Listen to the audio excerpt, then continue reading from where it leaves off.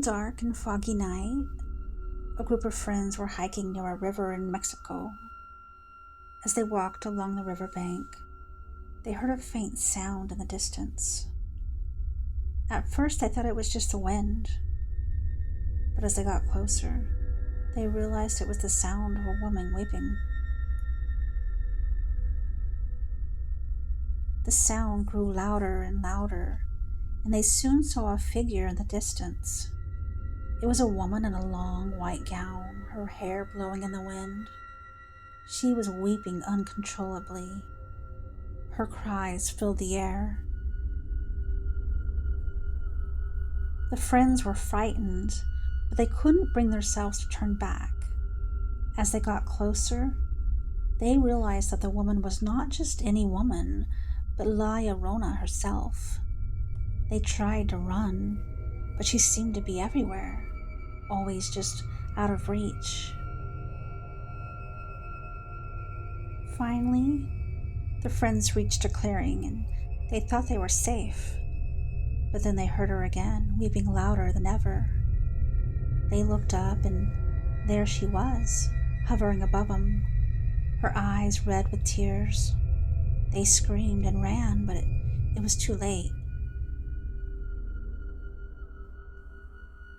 La Llorona had taken them, and they were never seen again. This is just one of the tales told around Mexico's campfires of one of their spookiest urban legends of La Llorona. La Llorona is a legendary figure in Mexican folklore, passed down from generation to generation.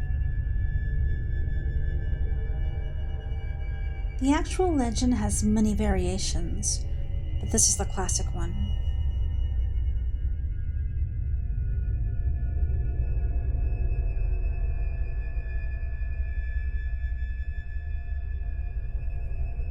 One evening, a woman named Maria was strolling with her 2 children on a shady pathway near the river. Her husband came by in a carriage with an elegant lady beside him. He stopped and spoke to his children, but ignored Maria, and then drove the carriage down the road without looking back. After this, Maria went into a terrible rage. Turning against her children, she seized them and threw them into the river. As they disappeared downstream, she realized what she had done and she ran down the bank to save them, but it was too late. Maria broke down in inconsolable grief, running down the street screaming and wailing. The beautiful La Llorona mourned them day and night. During this time, she wouldn't eat and walked along the river in her white gown, searching for her boys, hoping they would return to her. She cried endlessly as she roamed the riverbanks, and her gown became soiled and torn. When she refused to eat, she grew thinner and appeared taller until she looked like a walking skeleton. Still a young woman, she finally died on the riverbanks. Not long after her death, her restless spirit began to appear, walking the banks of Santa Fe River when darkness fell. Her weeping and wailing became a curse of the night, and people began to be afraid to go out after dark. She was said to have been seen drifting between the trees along the shoreline, or floating on the current with her long white gown spread out upon the waters. On many a dark night, people would see her walking along the riverbank and crying for her children. And so, they no longer spoke of her as Maria, but as La Llorona, the weeping woman. Children are warned not to go out in the dark, for La Llorona might snatch them, throwing them to their deaths in the flowing waters. Though the legends vary, the apparition is said to act without hesitation or mercy. The tales of her cruelty depend on the version of the legend that you hear. Some say that she kills indiscriminately, taking men, women, and children, whoever is foolish enough to get close enough to her. Others say she is very barbaric and kills only children, dragging them screaming to a watery grave. Let's delve into the origin of this tragic legend. The legend of La Llorona is popular throughout the southwestern United States and Mexico. The tale has various retellings and origins, but La Llorona is always described as a willowy white figure who appears near the water, wailing for her children.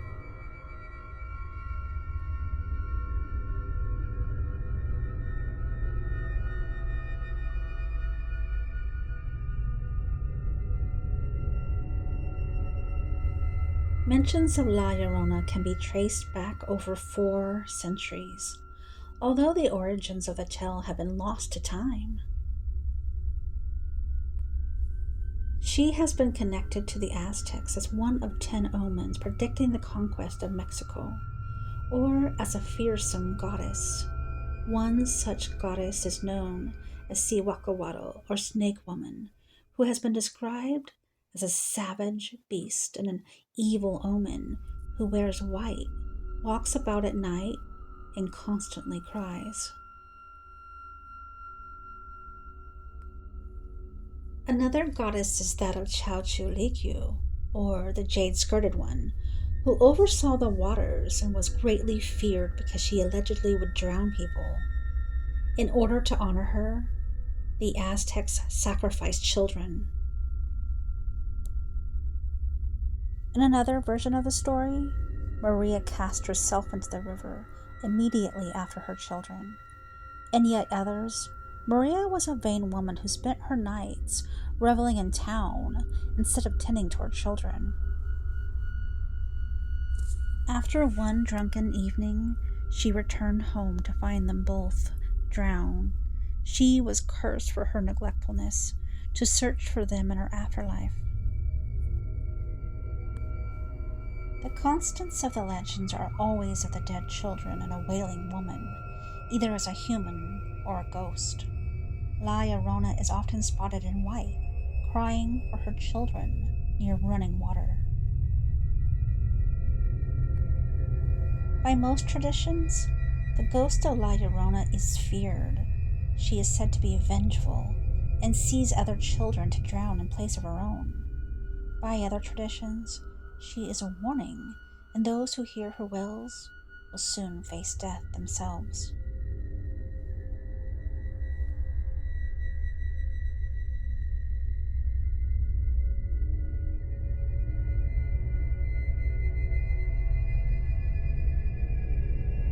Here's a little more history into one of the most haunting urban legends of Mexico. La Llorona, christened Maria, was born to a peasant family in a humble village. Her startling beauty captured the attention of the rich and the poor men.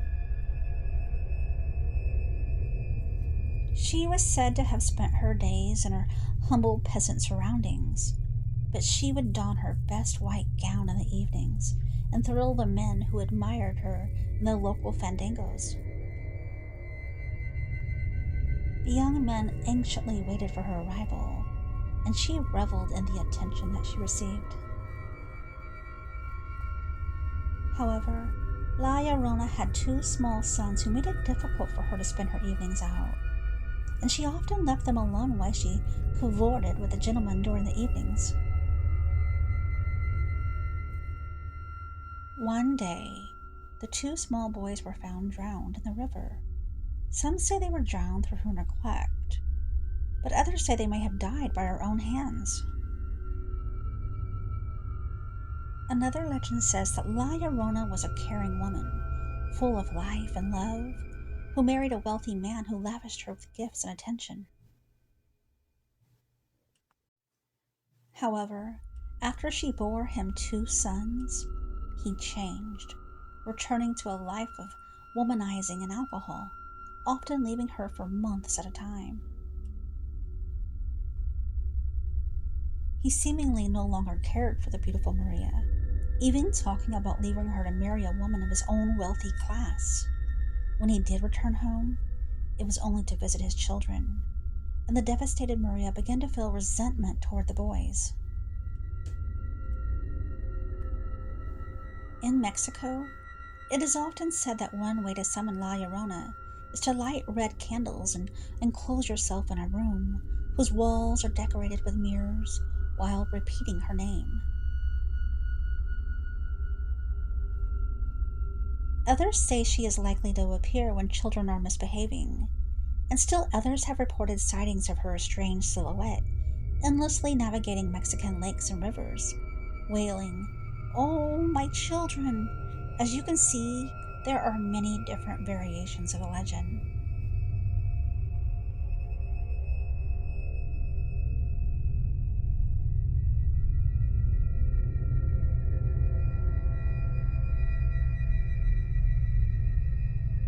The La Llorona story has been exploited and represented in popular culture and Mexican film throughout the 20th and 21st centuries. The 1960s saw the release of La Llorona, a Mexican film directed by Rene Cardona, which narrates the experience of a family haunted by a weeping woman's evil spirit. More recently, in 2013, Universal Studios theme park in Orlando, Florida, ran with the theme of La Llorona for one of several scare zones used in the annual Halloween Horror Nights, with mazes, films, and chilling entertainment centered around the Mexican legend. In October of 2018, a horror film riddled with jump scares was released called The Curse of La Llorona. The movie is reportedly pretty spooky, though perhaps with this background on the willing figure, it'll be even creepier. The novel Paola Santiago and the River of Tears, the first part of a young adult trilogy by Taylor K. Mahia, is based on the legend of La Llorona. Also, La Llorona was portrayed by a story by the TV show called The Grimm. It is evident that La Llorona is more than a horror story. On some level, Maria's emotional torment endows her character with a level of vulnerability rarely seen in Chilean legends.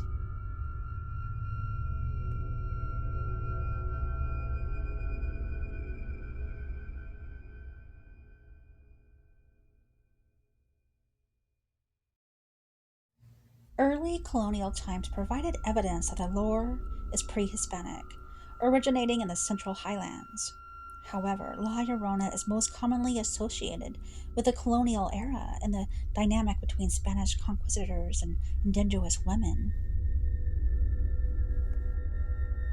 The villainous qualities of La Llorona, including infanticide and the murdering of one's own blood, is assumed to be connected to the narrative surrounding Doña Marina, also known as La Minche.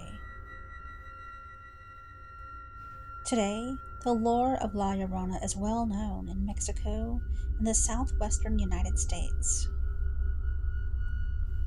The earliest documentation of La Llorona is traced back to 1550 in Mexico City, but there are theories about her story being connected to specific Aztec mythological creation stories. The motherly nature of La Llorona's tragedy has been compared to Xihuacahuatl, an Aztec goddess deity of motherhood. Her seeking of children to keep for herself is significantly compared to Coatlicue, known as Our Lady Mother.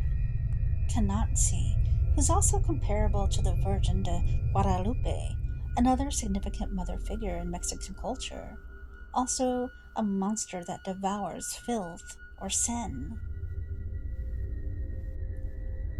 Stories of weeping female phantoms are common in the folklore of both Siberian and Amerindian cultures. Scholars have pointed out similarities between La Llorona and the Cihuacahuatl of Aztec mythology, as well as Eve and Lilith of Hebrew mythology. La Llorona also bears a resemblance to the ancient Greek tale of the demigoddess Lamia, in which Hera, Zeus's wife, learned of his affair with Lamia and killed all the children Lamia had with Zeus. Out of jealousy over the loss of her own children, Lamia kills other women's children. The Florentine Codex is an important text that originated in late Mexico in 1519. A quote from which is, "The sixth omen was that many times a woman would be heard going along, weeping and shouting. She cried out loudly at night, saying, 'Oh, my children, we are about to go forever.' And sometimes she said, 'Oh, my children, where am I to take you?'" In conclusion, La Llorona has influenced many cultures and has different meanings in various tales throughout time. The legend has been passed down through generations and has been adapted in various forms of media, including films, books, and music.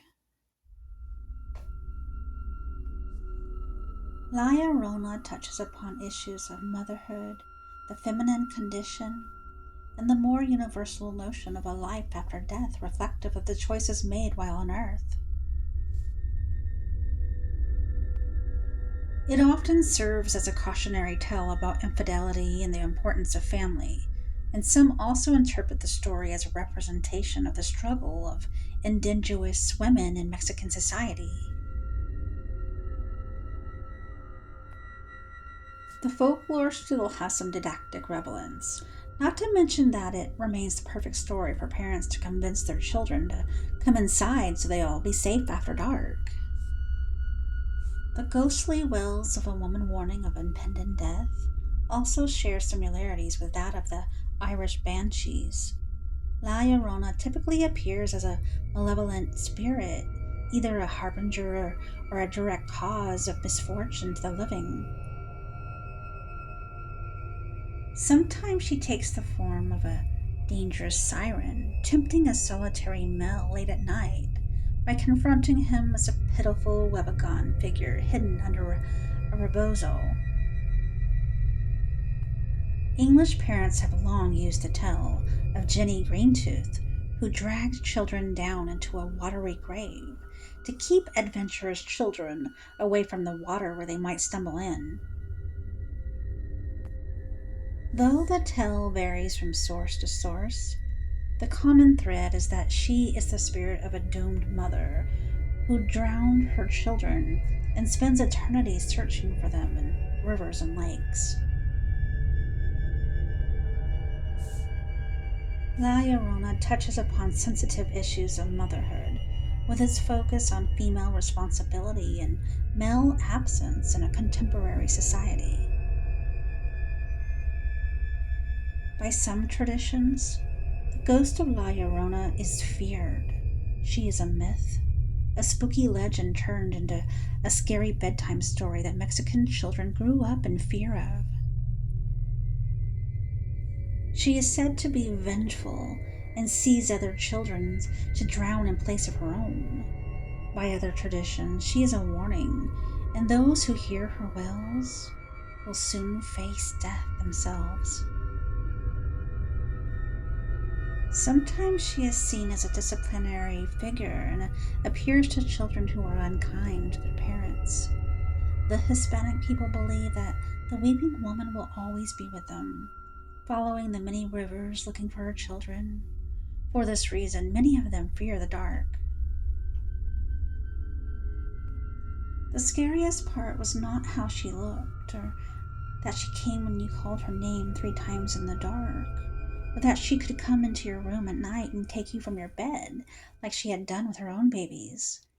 It was that once she was a person, a woman, a mother, and then in a moment, an instant, a split second later, She was a monster.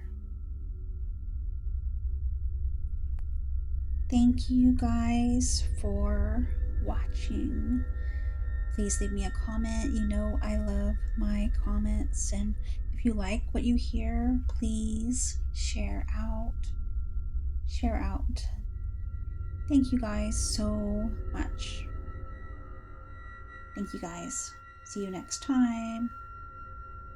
Tales told in the dark.